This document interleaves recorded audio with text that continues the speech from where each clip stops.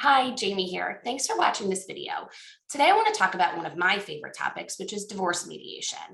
The mediation process, when done properly, can really work, and I've seen it happen countless times. And I can't tell you how rewarding it is as a mediator when you're sitting with two people, watching them resolve their case in a way that is meaningful to them. I am a huge proponent of mediation, as I'm sure you can already tell. So let's talk about the process in general. And then I want to discuss specifically how long it takes, which can really differ case to case. First, I want to talk about what mediation is. When someone contacts my office to try to hire me as a mediator, I have my office set up what's called a meet and greet. This is part of my process, and every mediator may have a slightly different one, but I want to talk about mine. We sit down together, whether it's virtually or in office, and we get to know each other. It's a meet and greet. I make sure that you're the right fit for me and that I'm the right fit as a mediator for you, because otherwise the process doesn't work. The reality is that mediation is an alternative dispute resolution vehicle to try to resolve your case. So that initial meet and greet is really important to know that you connect with the clients that you're trying to help. When we sit down, I explain that mediation is a confidential, voluntary process. Nothing you say in mediation can be used against you later on should the case not settle.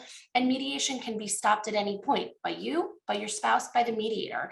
But it's important to know that you're there voluntarily because you have to be committed to working through the steps to resolve your case.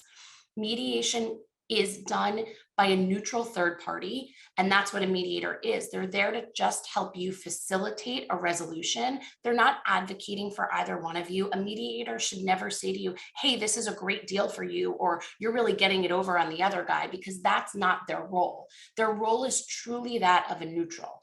A lot of mediators like me are family law attorneys, which is important because we know the law, we know how judges decide particular issues that may be relevant to your case, but it's also we're taking off that lawyer hat and we're putting on a neutral hat to really try to get to what the issues are and how we can creatively resolve them. So now that we've discussed what mediation is, I want to talk about a question I get a lot from mediation clients, which is how long is this going to take? And the answer is I have no idea because every case is different. But I do know that mediation can be a very efficient process when done properly and with care. This is why it's so important that you choose the right mediator for your case. In New Jersey, anybody who goes through a particular training program is qualified to mediate, but that doesn't mean that they should mediate every single case.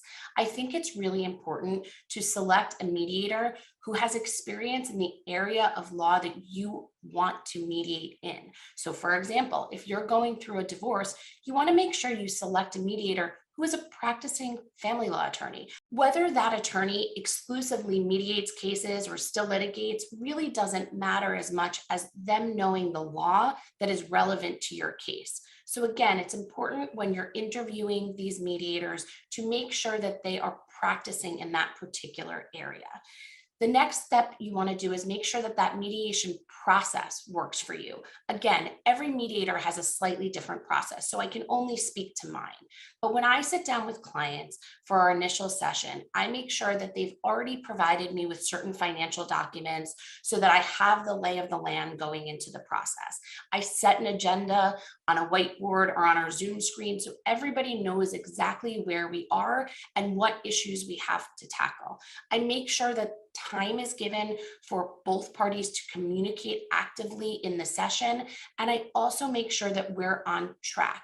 I really try in mediation to avoid getting stuck on one issue because it really torpedoes the momentum that you have in a particular session. So if we get stuck, I put things on a proverbial shelf and say, let's come revisit this in a little while. And we always get back to it. But sometimes just having that break in the discussion is important so that clients can move past a particular issue, see that they can come to a consensus on other issues. And then when we come back to it, it's easier than when we were dealing with it the first time.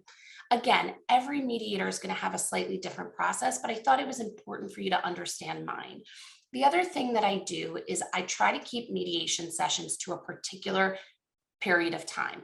My rule of thumb is that anything over 2 hours, my clients are getting mediation fatigue.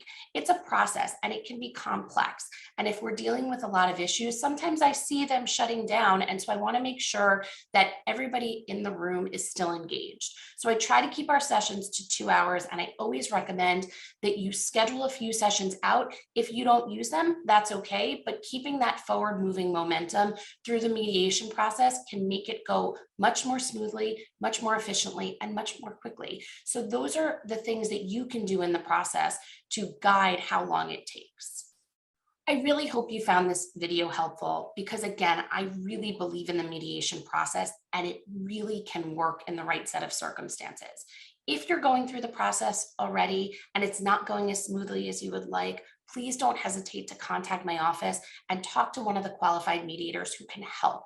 If you're considering mediation, I hope the information you saw here will point you in that direction because again, if done with care, it really works. We're here to help when you're ready, so please don't hesitate to call.